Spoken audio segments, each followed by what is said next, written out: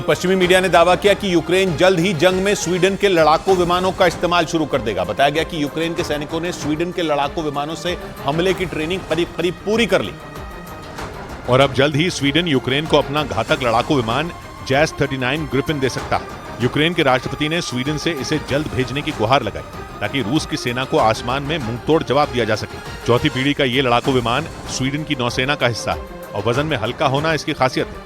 ये लड़ाकू विमान आसमान में अपने टारगेट पर सटीक निशाना लगाने के लिए ही जाना जाता है। यही वजह है कि यूक्रेन इसे जल्द पाना चाहता है। अगर स्वीडन का ये लड़ाकू विमान यूक्रेन पहुंच गया तो पुतिन की फौज की मुश्किलें बढ़ सकती हैं।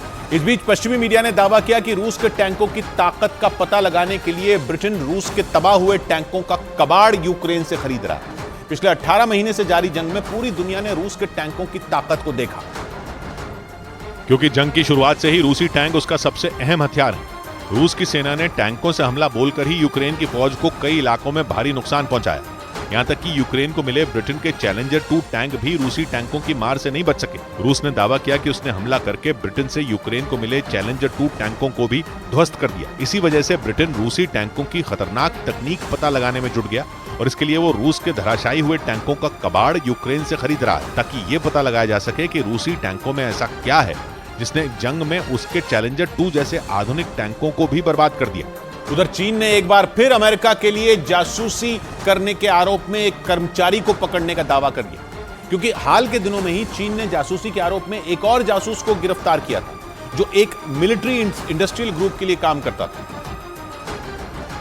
और कुछ दिनों बाद ही दूसरे जासूस की खबर ने चीन की टेंशन बढ़ा दी, क्योंकि चीन ने अमेरिका के लिए जासूसी करने के आरोप में जिस कर्मचारी को गिरफ्तार करने का दावा किया वो एक सरकारी कर्मचारी बताया गया। चीन के आंतरिक सुरक्षा मंत्रालय के मुताबिक जापान में पढ़ाई के दौरान ही वो कर्मचारी अमेरिकी दूतावास के एक कर्मचारी के संपर्क में आया था। इसके साथ ही उसने अमेरिका की खुफिया एजेंसी CIA के कर्मचारी के साथ भी मुलाकात की थी। इसके साथ ही उसने अमेरिका की खुफिया एजेंसी CIA के कर्मचारी से भी मुलाकात की थी।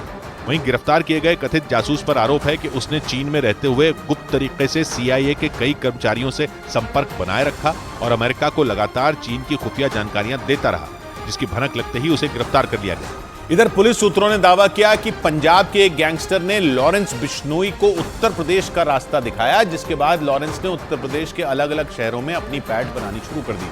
पुलिस सूत्रों ने दावा किया कि अयोध्या के बाहुबली नेता विकास सिंह के घर और फार्म हाउस पर लॉरेंस गैंग ने पंजाब के गायक सिद्धू मूसेवाला की हत्या की साजिश रची थी। और विकास सिंह और लॉरेंस बिश्नोई की मुलाकात कई साल पहले पंजाब के उसी गैंगस्टर ने लखनऊ में करवाई थी। पुलिस सूत्रों ने दावा किया कि मूसेवाला की हत्या के अलावा पिछले साल मोहाली में पंजाब पुलिस के खुफिया मुख्यालय पर हमले की साजिश भी अयोध्या में ही रची गई थी। सूत्रों से मिली जानकारी के मुताबिक प्रभुजिंदर सिंह बराड़ उर्फ डिम्पी और जसविंदर सिंह भुल्लर उर्फ रॉकी नाम के दोनों गैंगस्टरों ने लॉरेंस की मुलाकात माफिया सरगना मुख्तार अंसारी से भी कराई थी। वाराणसी के कारोबारी नंद किशोर रुंगटा अपहरण कांड में मुख्तार अंसारी के साथ दोनों लखनऊ जेल में बंद थे, जिसका मतलब ये कि लॉरेंस बिश्नोई को यूपी का रास्ता गैंगस्टर रॉकी और डिम्पी नहीं दिखाया।